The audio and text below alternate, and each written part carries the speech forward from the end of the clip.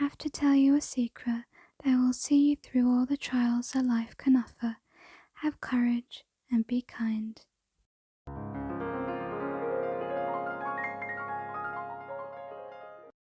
We're going to start off by making the carriage.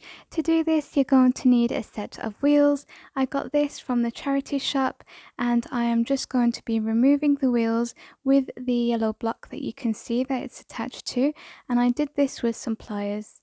I think this was probably the hardest part of the whole craft. It actually did take quite a while, as you can hear now. This is really strong. I've been struggling for so long to get the wheels off. Just goes to show you they don't make toys like they used to. So I finally got it removed, and then I was going to take out the nails, but that was really hard. They just weren't budging, so I decided, you know what, I'm going to keep them inside, and it's actually going to make it easier for me. I'm not going to have to hot glue it to the base of the pumpkin. I can just stick it in there with the nails that exist already. Next, I'm giving it a coat of spray paint. This was from Poundland and it works quite well. While our wheels are drying, I am taking this pumpkin and we're going to start decoupaging it. For your decoupage, you're going to need some Mod Podge and of course your napkins and a paintbrush. You're going to start by opening up your napkin and then removing the inner layer so that you just have one layer. Once you've done that, you're ready to start, so you can just gently rip the area that you want and then apply some Mod Podge onto your pumpkin, just a little bit, you don't want too much, and then apply your napkin, and then once it's dry you can apply some Mod Podge directly on top. Now you can use gloss or matte, it's completely down to you. I did use gloss to stick it down and then I used matte on top of it.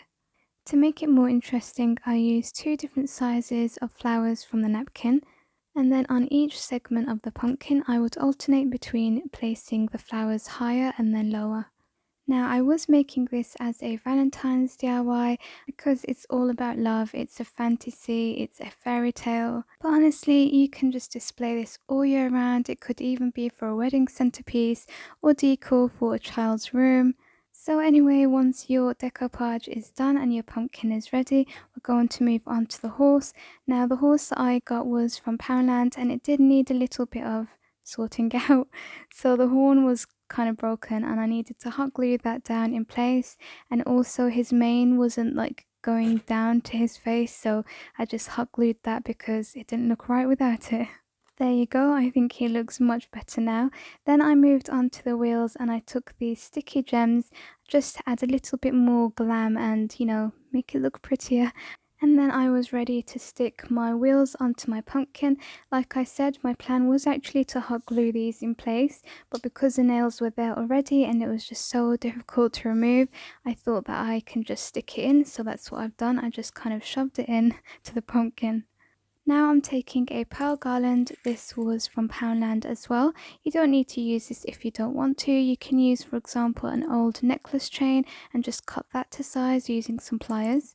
You just want to make sure that it drapes nicely from the horse to the carriage, so make sure you have enough length to do that, and then you're going to need 2 identical pieces. And then finally you're just going to hot glue the 2 ends. One end will be stuck onto the horse and then the other end will be stuck onto your pumpkin or your carriage. Now this is optional, it's completely down to you, but I really love this little bit of detail. I had this glass shoe that I got from the thrift store. It was in a box of other like cake decorations, and I just thought that would be perfect just to leave it behind like Cinderella does. And here's the final project. I really had fun putting this together. I absolutely love trying to think outside of the box and coming up with something original. I hope that you fall in love with this as much as I have. If you have enjoyed it or found it inspirational, please do leave me a thumbs up and a comment. And if you like what you see and you want to see more, make sure you click that subscribe button. Thank you so much for watching and thank you for all of your support. I will catch you in the next video. Take care of yourselves. Bye.